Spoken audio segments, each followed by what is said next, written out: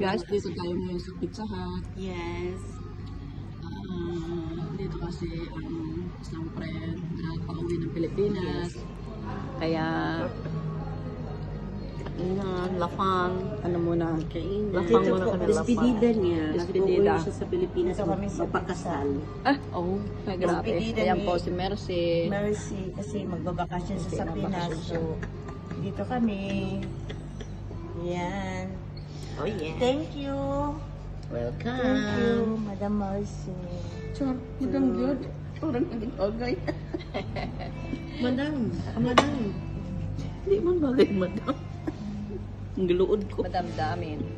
Ginuod ko Thank you, na. Mers. Sa nagingin sa madaming trabaho. Madaming ano? Madaming trabaho. Madaming Ang datungan. sa oras mong flight in Dahil? Madaming datungan. Uy, guy. Ang sa oras flight niya mo?